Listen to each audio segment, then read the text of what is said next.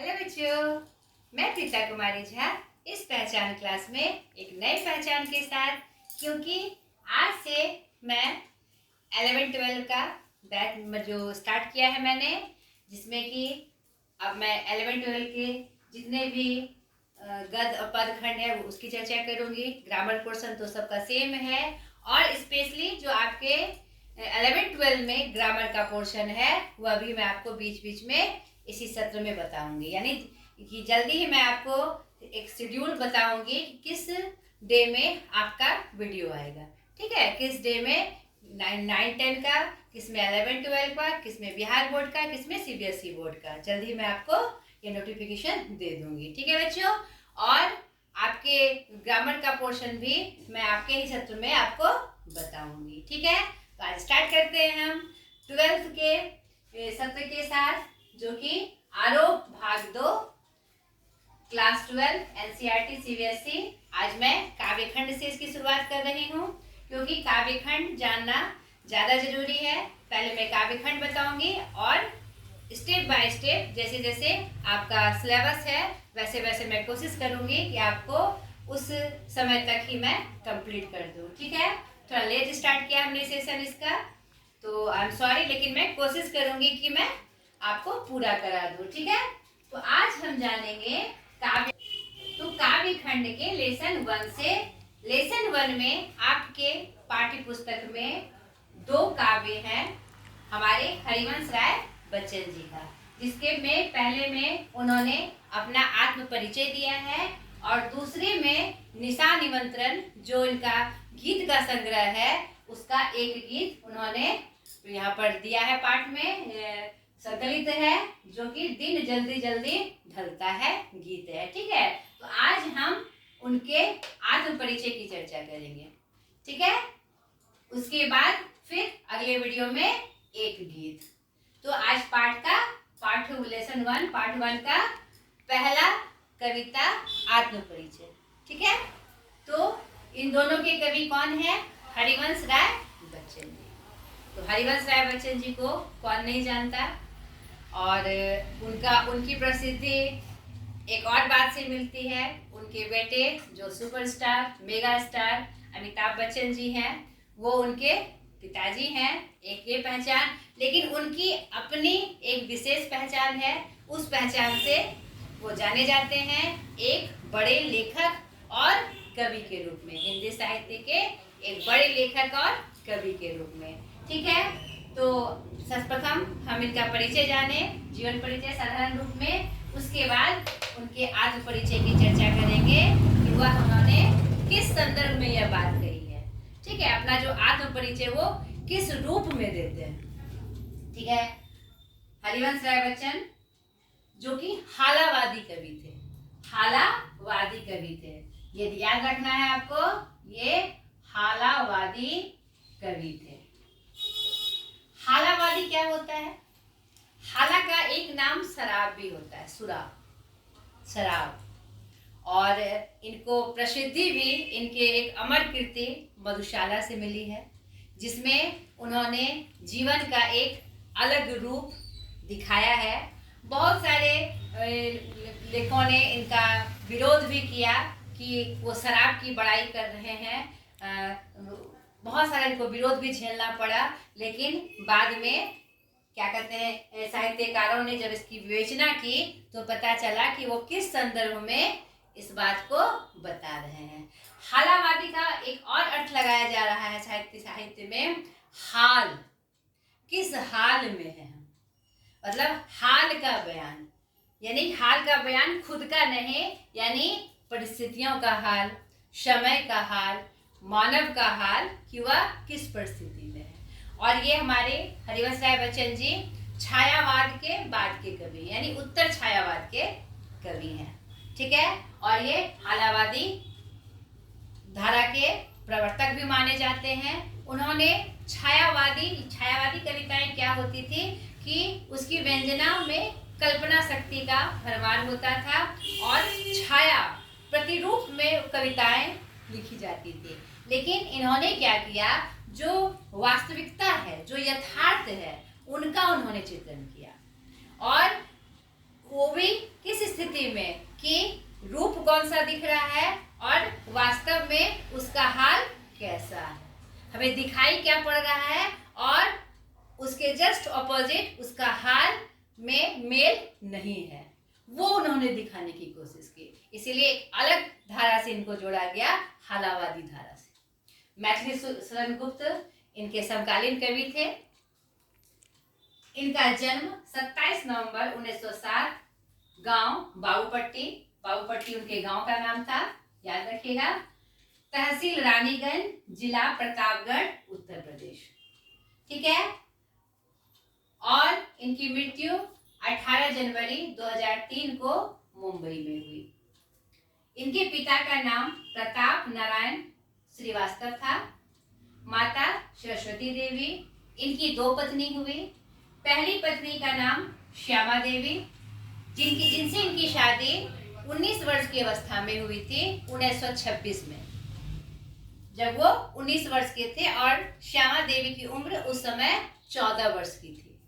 तो उस समय बाल विवाह का प्रचलन था और वो कास्ट परिवार के थे, ऐसे कास्ट परिवार के थे जहां रूढ़िवादिता बहुत ज्यादा थी। ठीक है। तो उन्होंने अपने लेखनी में भी इसका वर्णन किया है। क्या भूलूं क्या याद करूं, जो उनकी आत्मकथा है, उसमें भी उन्होंने अपने पारिवारिक परिवेश और वहां के माहौल का वर्णन किया है, अपने कास्ट परिवार के माहौल का वर्णन किया है, रूढ़िवादिता का वर्णन किया है। तो उनकी शादी हुई, लेकिन दुर्भाग्यवश 10 साल बाद यानी कि 1936 में टीबी के कारण श्यामा देवी की मृत्यु हो जाती है। और जो कि एक बहुत बड़ी सहायक थी हरिवंश राय बच्चन जी को और लेखन में मदद करने के लिए, और जीवन में हर परिस्थिति को झेलने में वह बहुत बड़ी सहायक थी।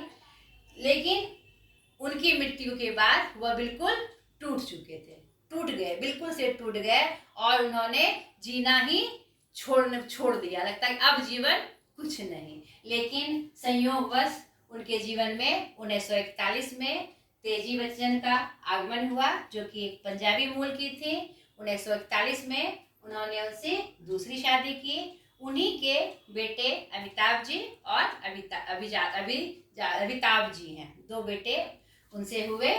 तो अमिताभ बच्चन को हम सभी जान रहे हैं महानायक के रूप में, और अमिताभ जी जो भी हैं एक बिजनेसमैन है। ठीक है। उनको बहुत सारे पुरस्कारों से नवाजा गया। उनको हिंदी साहित्य में महत्वपूर्ण योगदान के लिए पद्म भूषण से भी नवाजा गया 1976 में। और उनके प्रमुख लेखन 2 चट्टानों के लिए 1968 में साहित्य अकादमी पुरस्कार भी उन्हें प्राप्त हुआ। और उन्होंने 4 खंडों में जो अपनी आत्मकथा लिखी। आत्मकथा लिखना, आत्मकथा मतलब क्या होता है? गद्य साहित्य का एक विधा है अपने बारे में लिखना, जो 4 खंडों में इनकी प्रकाशित है। पहले की चर्चा मैंने की, क्या भूलूं क्या याद करूं, नीर का निर्माण फिर से, बसेरे से दूर और 10 द्वार से सोपान तक। जिसमें पहले में क्या भूलूं क्या याद करूं में अपने जो बचपन से लेकर किशोरावस्था और पारिवारिक का चित्रण है। दूसरे में क्या कहते हैं, नीर का निर्माण फिर से, श्यामा देवी की मौत के बाद जब उन्होंने फिर से जीना शुरू किया, तो उस समय से उस तेजी बच्चन तक के जोड़ने का उसमें है। बसेरे से दूर, जब वो उच्च शिक्षा के लिए इंग्लैंड गए, कैम्ब्रिज विश्वविद्यालय गए, तो बसेरे से दूर वहाँ लौटने तक का लेखन चित्रण उसमें उन्होंने किया है। और 10 द्वार से सोपान तक में जीवन के अंतिम का जो पथ था, उनका जो समय था, उसकी चर्चा उसमें उन्होंने की है। ठीक है। 1967 में उनकी पहली आत्मकथा लिखी गई थी। ठीक है। फिर 69 में दूसरी, 77 में तीसरी, और लास्ट में 1982 में फिर चौथी आत्मकथा। इसका ध्यान रखना है आपको। उन्होंने लिखी, उसके लिए भी उनको साहित्य अकादमी सरस्वती पुरस्कार से नवाजा गया, जो उत्तर प्रदेश का एक प्रमुख पुरस्कार होता है। ठीक है बच्चों। और भी नेहरू लैंड पुरस्कार आदि कुछ क्षेत्रीय पुरस्कार भी उनको अपने योगदान के लिए, साहित्य में योगदान के लिए उन्हें प्राप्त हुआ। इनकी शिक्षा दीक्षा के बारे में शॉर्ट में हम जान ले। इनकी प्रारंभिक शिक्षा तो उनके गांव, जो कि बाबूपट्टी गांव है, प्राथमिक विद्यालय से की। उसके बाद आगे की पढ़ाई के लिए वो इलाहाबाद चले गए, जहाँ से उन्होंने कॉलेज की पढ़ाई खत्म की। उसी बीच आंदोलन के कारण बीए किया, एमए में भी नामांकन किया उन्होंने इलाहाबाद यूनिवर्सिटी में। लेकिन आंदोलन 1942 का जो आंदोलन था हमारा भारतीय आंदोलन, उन्होंने उनकी बीच में उनकी पढ़ाई छूट गई। बाद में फिर उन्होंने उनकी पूरी की और 1951 में वह पीएचडी करने के लिए, और उन्होंने इंग्लिश साहित्य से ऑनर्स किया था। इसका भी आपको ध्यान रखना है। उनको साहित्य से बहुत प्रेम था।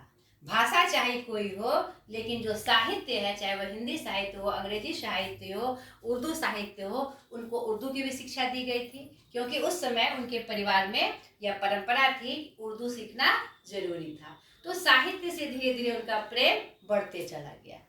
तो उन्होंने इंग्लिश साहित्य से ऑनर्स किया था और इंग्लिश साहित्य में ही उच्च शिक्षा पीएचडी करने के लिए कहा। WB बिट्स का मतलब उन्होंने शोध करने के लिए वह कैम्ब्रिज विश्वविद्यालय गए थे। 1955 में वह लौट के आए और उन्होंने फिर विदेश मंत्रालय में हिंदी विशेषज्ञ के रूप में काम किया और 2003 तक वो उसमें रहे। ठीक है। उन्होंने इलाहाबाद में 1941 से अब तुम्हारे 52 तक अध्यापन का भी काम किया। ये उनकी ये जीवन परिचय था उनका संक्षेप रूप में। आपको याद रखना है, जो भी मैं परिचय बताती हूँ बेटा, एक बात एकदम से ध्यान रखिएगा कि मैं कोई भी पाठ पढ़ाऊँ तो वीडियो के माध्यम से मैं आप तक अपनी बात पहुँचाती हूँ, ठीक है। लेकिन आपको अपने परिश्रम में कमी नहीं करनी है। ये आप लोग मुझसे वादा करिए कि मैं जो भी टॉपिक पढ़ाऊं तो आप उसको नोट करते हुए संग्रह करिए। इससे मेरा तो फायदा होगा ही नहीं, आपका ही फायदा है। क्या फायदा है बेटा कि आप इस विषय के, हिंदी विषय को जब आप परीक्षा देने जाइएगा, अगर आप नोट करके रखते हैं तो रिवीजन के समय आपको, अगर अच्छे से मेरा वीडियो आप देखते हैं तो जब आपको रिवीजन की आवश्यकता पड़ेगी तो वीडियो ना देखकर आपका लिखा हुआ नोट जब आप पढ़िएगा तो आपको ज़्यादा ध्यान में रहेगा, क्योंकि आप सटीक पॉइंट देकर आपको उसको नोट करना है बेटा। ये हैबिट बना लीजिए, ठीक है। बिल्कुल से हैबिट बना लीजिए इसको, देखिएगा कि आपको कितना प्रोग्रेस मिलेगा। और सिर्फ मेरे हिंदी भाषा में ही नहीं, और भी सब्जेक्ट आप जिस माध्यम से पढ़ाई करते हैं, चाहे क्लास के माध्यम से, कोचिंग के माध्यम से, वीडियो के माध्यम से, तो वह भी जो भी आप पढ़ा करिए फिर अपने स्टाइल से उसको लिख के नोट किया करिए। देखिएगा आपका कितना प्रोग्रेस होता है, आपका IQ कितना बढ़ता है उस क्षेत्र में, ठीक है। ये मेरी एक सलाह है, आप इसे मानिएगा, ठीक है बेटा। ये तो इनका परिचय था। अब थोड़ा रचनाओं के बारे में हम जान ले। प्रमुख रचनाओं में हम पाते हैं, मैंने पुरस्कार के समय उसकी चर्चा की थी, फिर भी मैं अलग से कुछ इनकी रचनाओं की चर्चा आपसे करती हूँ। प्रमुख रचनाएं जो बहुत फेमस हुई और मतलब उनको एक नया स्थान मिला, जैसे मधुशाला है। बहुत सारे विरोध को झेलने के बाद भी सबसे ज्यादा प्रसिद्धि उनको इसी से मिली, जो 1935 में प्रकाशित हुई थी। दूसरा मधुबाला 1936 में प्रकाशित हुई। मधु कलश 38, निशा निमंत्रण 38, ठीक है। और भी उनकी प्रमुख रचनाओं में हलाहल, इनकी और एक प्रमुख रचना बंगाल विभाजन भी है, बंगाल विभाजन, जिसका प्रकाशन भी 1946 में है। इसके अलावा भी इनके बहुत सारी प्रमुख रचनाएं हैं। आप संदर्भ में आप ये चीज जानिएगा, लेकिन ये प्रमुख रचनाएं हैं, ठीक है। बहुत सारी इनकी रचनाएं हैं, लेकिन इसमें से ये प्रमुख है, ठीक है। और आत्मकथा, इनकी आत्मकथा मैं बता दूं आपको, जो 4 खंडों में है। आत्मकथा 4 खंडों में विभक्त है। पहला, भूलूं क्या याद करूं, क्या भूलूं क्या याद करूं। दूसरा, नीर का निर्माण, फिर से नीर का निर्माण, फिर से। तीसरा इनका है बसेरे से दूर, जो विदेशी प्रवास के उसमें उन्होंने लिखा था, बसेरे से दूर। 10 द्वार से सोपान तक, 10 द्वार से सोपान तक, आपको याद रखना है। ठीक है। इनका प्रकाशन वर्ष 1967, 1900 क्या कहते हैं, 1969, 1970 और बसेरे से दूर 1977 और 10 द्वार से 1986। ठीक है। इसका प्रकाशन वर्ष भी आपको याद रखना है। इनकी आत्मकथा का प्रकाशन वर्ष भी आपको याद रखना है। फिर से दोहरा दूं, 1969 1969 और नीर का निर्माण 1970, बसेरे से दूर 1977 और 10 द्वार से सोपान तक 1985। मैंने 86 लिख दिया था, फिर मैंने इसको 85 बनाया, 85 में था। ठीक है बेटा। ये उनका एक परिचय था। ठीक है। अब वो जो पाठ में संकलित है उनका आत्म परिचय, जो उन्होंने खुद से दिया है, वह किस रूप में दिया है, इसको समझना है कि इस पाठ के माध्यम से आखिर इसको पाठ में क्यों शामिल किया गया, आखिर इसके माध्यम से हमें क्या संदेश दिया जा रहा है। इन्होंने जीवन को एक नए रूप में देखा। क्या देखा? अपने में जीवन क्या है, इसमें उन्होंने एक चर्चा की है। उन्होंने क्या कहते हैं, जीवन को क्या बताया, मधु कलश बताया है। ठीक है। और दुनिया को क्या बताया, मधुशाला। और कल्पना को इन्होंने साकी बताया है, पिलाने वाली। और जो काव्य है, कविता है, उसको प्याला बताया है। ठीक है। तो ऐसा कह के वह जीवन का एक परिभाषा कहिए या परिचय वो देते हैं। तो कि पूरा यानी कि काव्य जो है, अगर आप एक घूंट पीते हैं, यानी कि एक प्याली पीते हैं, तो जीवन का वह आप एक भाग अपने अंदर लाते हैं, एक अनुभव प्राप्त करते हैं। तो कविता को उन्होंने क्या बताया, एक प्याला बताया। उस मधु कलश का, जो मधु कलश है, उसका एक प्याला बताया कि एक प्याला पीने के बाद आप जीवन का एक भाग जीते हैं। यानी काव्य को उन्होंने पूरे जीवन से जोड़ दिया।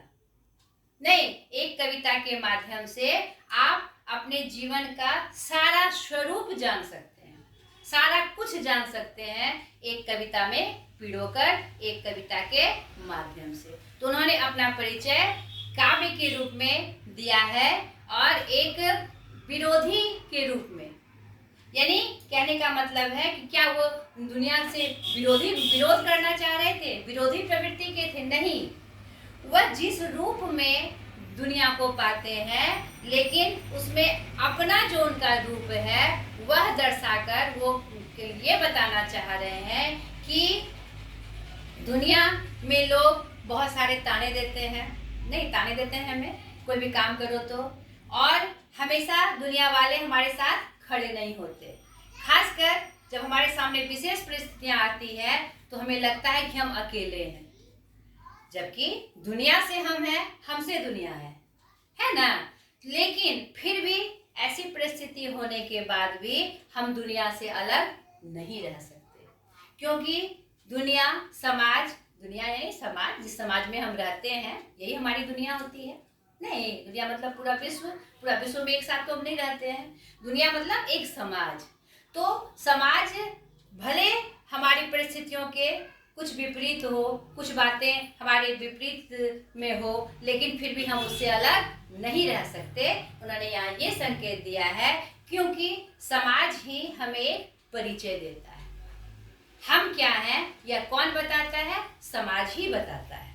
तो यहाँ पर दोनों के बीच जो अंतरंगता है उनका उसका वर्णन इस कविता में उन्होंने किया है आत्म परिचय के माध्यम से, कि हम दुनिया से अलग नहीं रह सकते, चाहे भले ही दुनिया हमारे हर चीज में खड़ी ना रहे, विरोधी हो, फिर भी हम उसमें एकाकार हैं, हम उससे अलग नहीं रह सकते हैं। आत्म परिचय के रूप में वह यह बता रहे हैं कि मैंने दुनिया को इस रूप में देखा, लेकिन उस समय मेरा रूप उससे अलग था।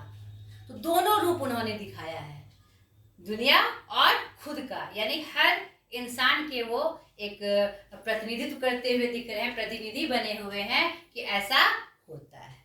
ठीक है, अपने आत्म परिचय के माध्यम से वह हर एक व्यक्ति का परिचय दे रहे हैं, दुनिया के साथ जोड़ते हुए, समाज के साथ जोड़ते हुए। तो इसी की चर्चा अब हम कविता के माध्यम से, पंक्ति के माध्यम से हम इस बात को समझने की कोशिश करेंगे। ठीक है, ये यहाँ पर वो प्रतिनिधि बने हुए हैं हर एक व्यक्ति के, ये उनका आत्म परिचय के माध्यम से वो हर एक व्यक्ति का पर्सनल परिचय दे रहे हैं। क्या दे रहे हैं भाई? मैं जग जीवन का भार लिए फिरता हूँ। और इनकी एक और प्रमुख विशेषता मैं बता दूं, इन्होंने जितने भी काव्य लिखे वह उन्होंने इसको गीतों में पिरोया, गीति काव्य के रूप में उनको प्रसिद्धि दी, क्योंकि वह कोई भी काव्य को गीत के रूप में प्रस्तुत करते हैं, उससे क्या होता है, वह ज्यादा सारग्राही होती है। सारग्राही मतलब ज्यादा समझ में आती है, क्योंकि गीत के क्रम में उसके भाव भी हमारे सामने प्रकट होते हैं। कभी भी जब भी आपको मौका मिले तो उनका जितना भी काव्य संग्रह है आप कहीं भी नेट में सर्च करके जरूर पढ़िएगा बच्चों। ठीक है, पहले इस पंक्ति को देख लें। मैं जग जीवन का भार लिए फिरता हूँ, फिर भी जीवन में प्यार लिए फिरता हूँ। कर दिया किसी ने झंकृत जिनको छूकर, मैं सांसों के दो तार लिए फिरता हूँ। कितनी अच्छी बात कर रहे हैं ये, कि मेरा जो जीवन है भार है, कठिनता से बीत रहा है, बहुत कठिनाई है मेरे जीवन में, क्योंकि जीवन चक्र में उन्होंने बहुत सारी विपरीत परिस्थितियां देखी, तो उनका जीवन आसान नहीं था। उसी की तरफ वो संकेत कर रहे हैं कि बहुत भार है मेरे जीवन में, फिर भी मैं प्यार लिए फिरता हूँ।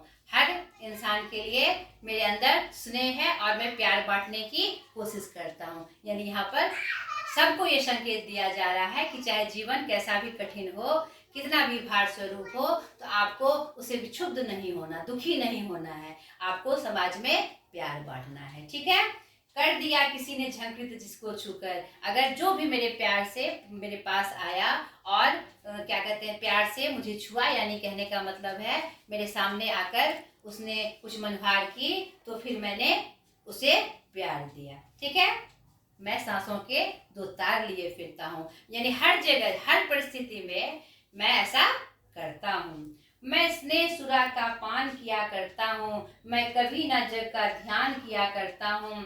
जग पूछ रहा उनको जो जग की गाते, मैं अपने मन का गान किया करता हूँ। इस पंक्ति के माध्यम से वो बताना चाह रहे हैं। और एक बात का और ध्यान रखना है बेटा, कि आपको पंक्तिबद्ध उसका भाव याद रखना है। मैं जो आपको बता रही हूँ, हर एक पंक्ति में उसके भाव थोड़े से अलग हैं और अलग संदर्भ में आए हैं। तो पंक्ति के भाव को आपको, हर एक पंक्ति को ध्यान से उसके भाव को स्मरण रखना है।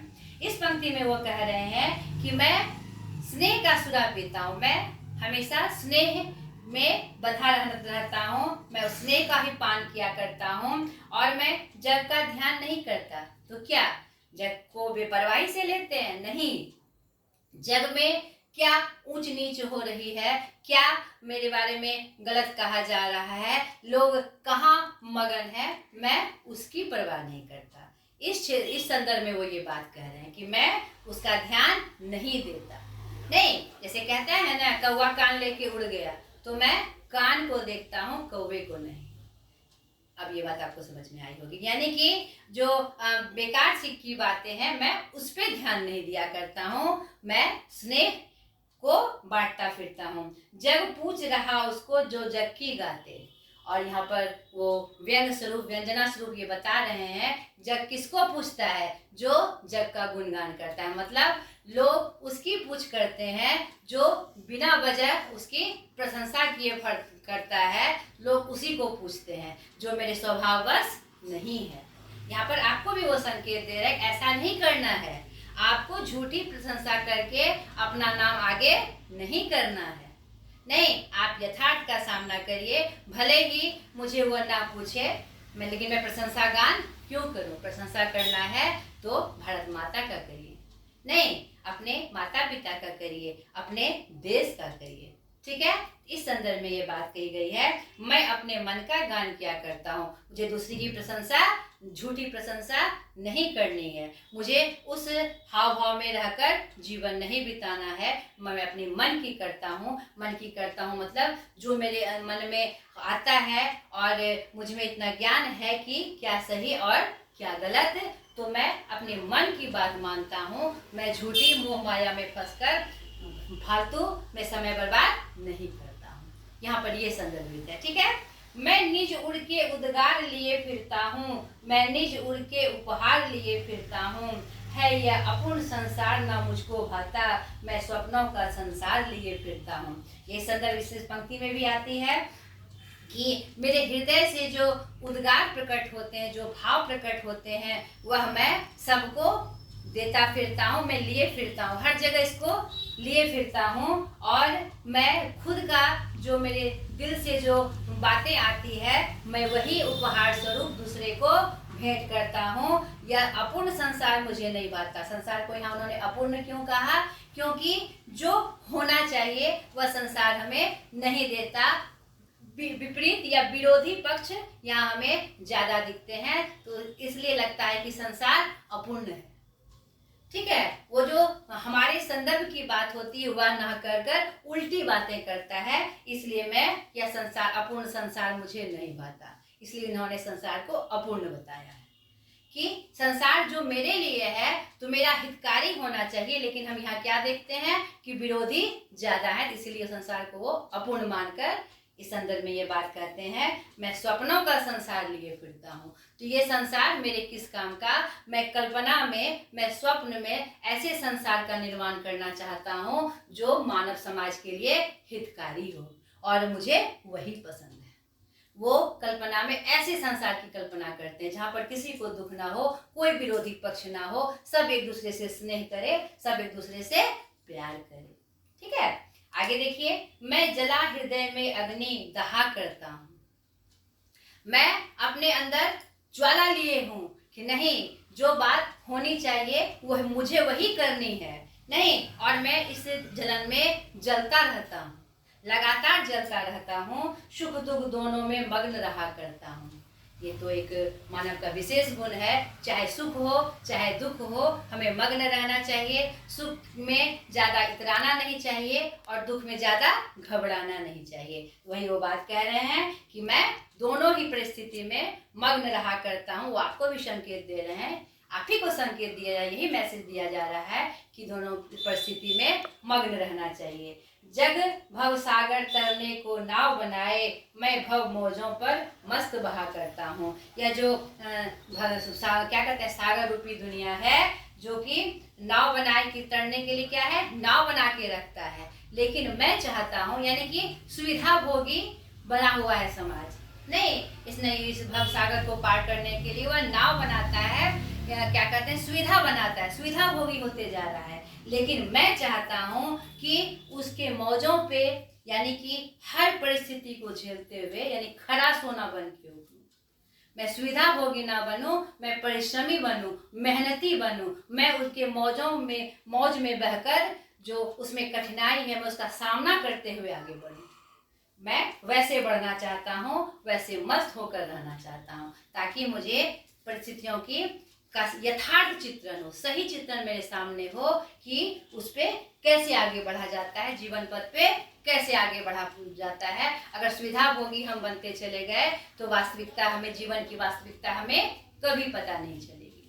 ठीक है बच्चों, आगे देखिए, मैं यौवन का उन्माद लिए फिरता हूँ, उन्मादों में अवसाद लिए फिरता हूँ, जो मुझको बाहर हंसा रुलाती भीतर, मैं हाय किसी को याद लिए फिरता हूँ। यहाँ पर ये बात सब आ रही है कि उनकी जो कविताएं, जो पूरा जीवन जो है उनका, उनकी कविताओं का दो अंश है। एक उनकी पहली पत्नी श्यामा की मौत, श्यामा देवी जी की मौत, और द्वितीय भाग तेजी बच्चन का आगमन, और फिर से जो उन्होंने दुनिया को दिया कवि काव्य के रूप में। ये दो प्रसंग उनके जीवन के महत्वपूर्ण अंग है। उसी क्रम में वह कह रहा है कि मैं जो ये जो मतलब कि मैं यौवन रूप में, यानी दुनिया का जो मैं सामना कर रहा हूँ एकदम यौवन रूप में कर रहा हूँ, उन्माद में मैं हूँ कि मैं यह कर सकता हूँ। कहते हैं ना कि जब हम युवावस्था में होते हैं तो और मतलब सब कुछ हमारे अंदर पॉसिबल है कि हम कुछ भी कर सकते हैं। तो वही वो संकेत कर रहे हैं कि मैं यौवन का उन्माद लिए फिरता हूँ। मैं बूढ़ा नहीं हूँ, मैं बच्चा नहीं हूँ जो समझता नहीं हूँ, मैं किशोरा भी नहीं हूँ जो कि मैं भटक जाऊँ। मुझमें यौवन का उन्माद है और वो मैं सब जगह लिए फिरता हूँ, और उनमें अवसाद भी है, दुख भी है। ये सिर्फ मैं सुख नहीं दिखाना चाहता, जो उसमें जो अवसाद है, दुख है, मैं वह भी लिए फिरता हूँ ताकि मैं सही संदेश, सही प्रतिरूप दुनिया को दिखा सकूं। जो मुझ पे हंस रहे हैं नहीं, और रुलाती भीतर, लोग मुझ पे हंस रहे हैं, मतलब मैं हंसी का कारण बना हुआ हूँ, लेकिन मेरे अंदर क्या है, एक रोनापन है, एक दुख है जो दिखाई नहीं पड़ रहा है। यहाँ पर दो विरोधी तत्व दिखाई दे रहे हैं कि जो मैं किसी के हंसने का कारण हूँ, लेकिन मेरे अंदर में क्या है, दुख है। नहीं, इस तरह से वो अपना परिचय दे रहे हैं, एक व्यक्ति विशेष का परिचय वो दे रहे हैं। मैं हाय किसी की याद लिए फिरता हूँ। यहाँ पर वो अपनी पत्नी श्यामा देवी को याद किए, ये ऐसा प्रसंग लिखते हैं कि मैं किसी की याद लिए फिरता हूँ। हम विभिन्न काव्य में उन्होंने इसकी चर्चा, अपनी श्यामा देवी की चर्चा उन्होंने की है। तो आज तक के लिए इतना ही बच्चों, क्योंकि ये इनका आत्म परिचय बड़ा था, ये मैंने सोचा कि उसकी पूर्ण व्याख्या मैं कर दूं, लेकिन ये कविता थोड़ी बड़ी है, तो अगले वीडियो में इनके जो 5 भाग है मैं आपकी उसकी व्याख्या करूंगी। आज तक के लिए इतना ही, बाय।